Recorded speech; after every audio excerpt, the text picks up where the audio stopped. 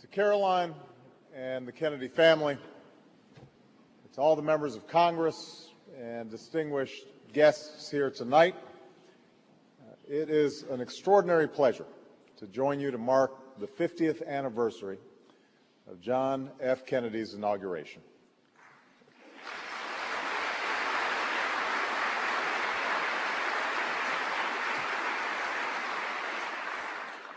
And I can't think of a better place to do it than here, in a living memorial that reflects not only his love of the arts, but also his recognition of how the arts can help sustain our national strength.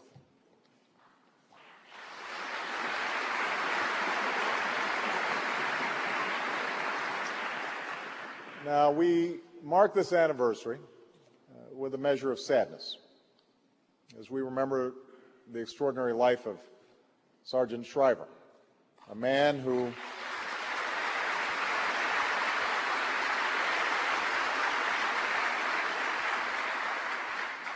embodied the spirit of the new frontier as well as anybody. You know, when a person passes away, there's often an urge to define their legacy and find a way in which it will endure. In the case of Sarge, that is not hard to do. His legacy is written in the villages around the world that have clean water or a new school through the Peace Corps. It's written into the lives of all the children in our own country whose fortunes have been lifted through Head Start. And it will endure in the work of his children who are living out his legacy of service, and our thoughts and prayers are with them tonight. Now, one of the remarkable aspects in commemorating the JFK inauguration, in remembering those who were part of his team, like Sergeant Shriver, who would help bring Kennedy's soaring vision to life, is that none of it feels dated. Even now, 1/2 century later, there's something about that day, January 20th, 1961, that feels immediate, feels new and urgent and exciting, despite the graininess of the 16-millimeter newsreels that recorded it for posterity. There he is, the handsome Bostonian, summoning a generation to service and a nation to greatness, in a speech that would become part of the American canon. And there's the crowd, bundled up for the cold, making their way through streets white with snow, full of expectation. A nation feeling young again, its mood brightened by the promise of a new decade. Now, I confess I don't have my own memories of that day. I wasn't born until later that year.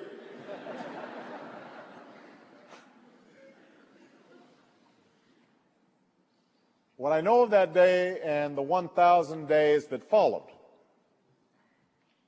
what I know of President Kennedy, came from a mother and grandparents who adored him, from books I read and classes I took, from growing up in a country still mourning its beloved leader, whose name was spoken with reverence.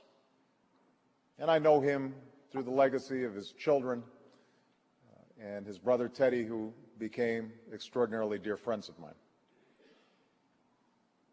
But I know him, John F. Kennedy, less as a man than as an icon, as a larger-than-life figure who graced this earth for one brief and shining moment. But part of the function of this event, on this day, we must remember him as he was, as a father who loved his children, as a friend who lived life fully, as a noble public servant who wanted to make a difference. a quick wit with a light touch. He was dealt, in many ways, a fortunate hand at birth. Attending one event early in his career where every speaker before him pompously claimed humble roots, things haven't changed that much.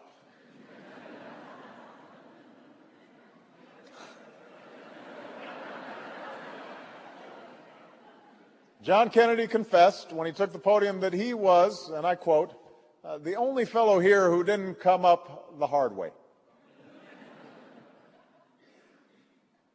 And yet, it cannot be said that John F. Kennedy lived an easy life.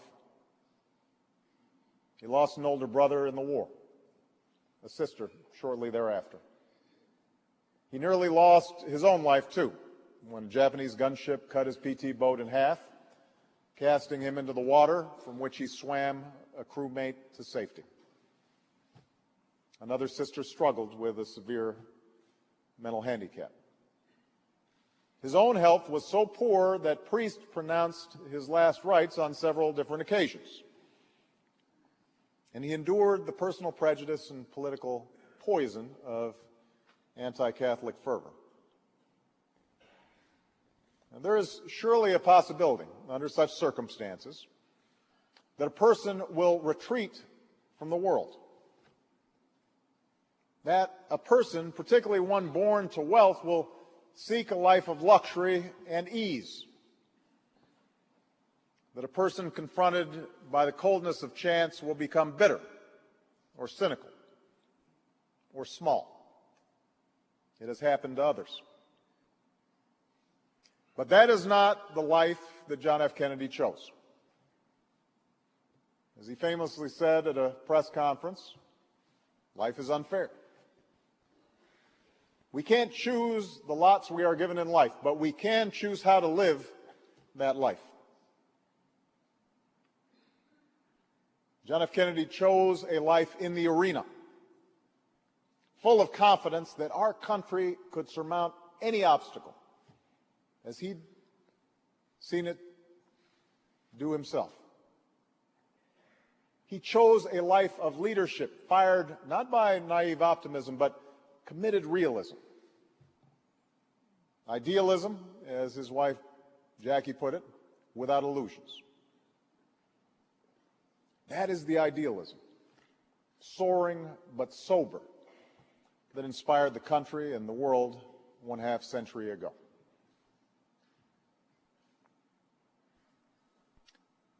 I can only imagine how he must have felt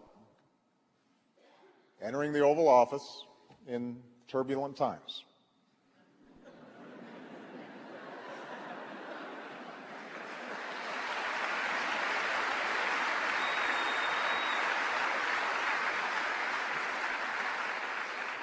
The Soviet Premier Khrushchev had threatened to bury America just a few years before.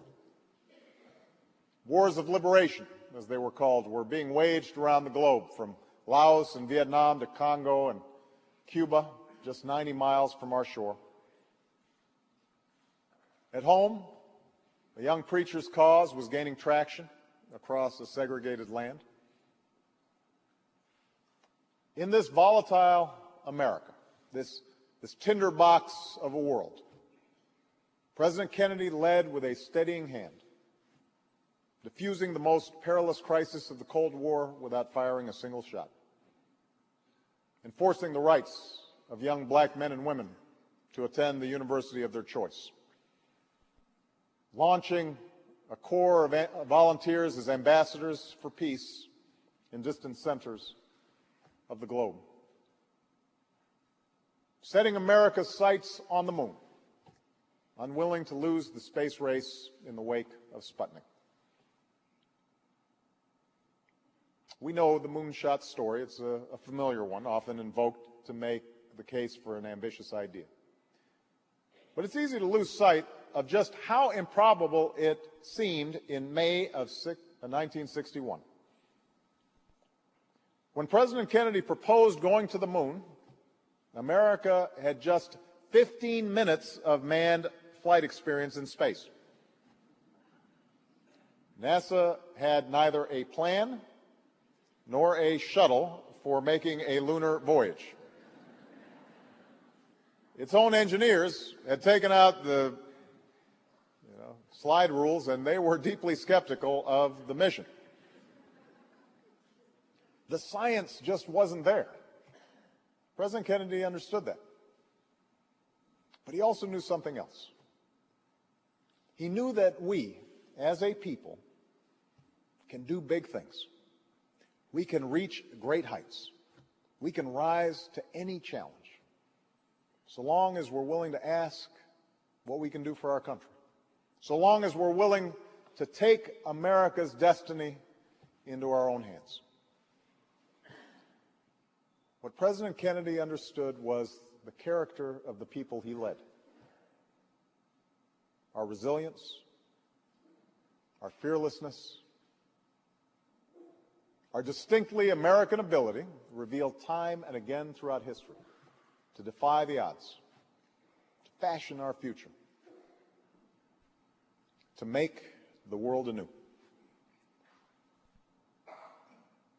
The world is very different now than it was in 1961. We face new trials and new uncertainties, from our economy to our security. We have a politics that can often seem too small for the hardships at hand. So meeting these tests won't be easy.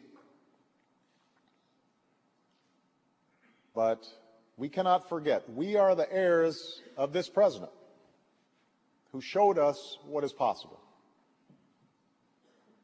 Because of his vision, more people prospered. More people served.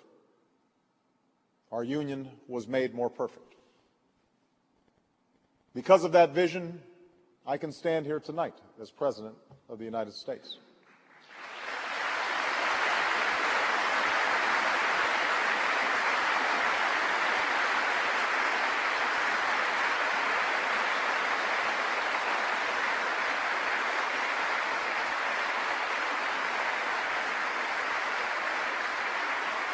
John F. Kennedy captured that American spirit that not only put a man on the moon, but saved a continent from tyranny and overcame a Great Depression that forged from 13 colonies the last best hope on earth. And if we can hold on to that spirit today, I know that our generation will answer its call as ably as earlier ones did before us. In December 1962, President Kennedy was asked by the Saturday Evening Post to submit his favorite quotation. A student not only of history but also of literature, he chose a passage written by the poet Oliver Wendell Holmes Sr., father of the Supreme Court Justice. And Mr. Holmes wrote, "I find the great things in this world is not so much where we stand as in what direction we are moving. To reach the port of heaven, we must sail sometimes with the wind and sometimes against it, but we must sail and not drift, nor lie at anchor." That, I think, captures well the daring, graceful spirit of the unfinished life we celebrate today. The life that inspires us and lights our way as we sail on to the new frontiers of our own time. Thank you. God bless you, and may God bless this country that we love. Thank you.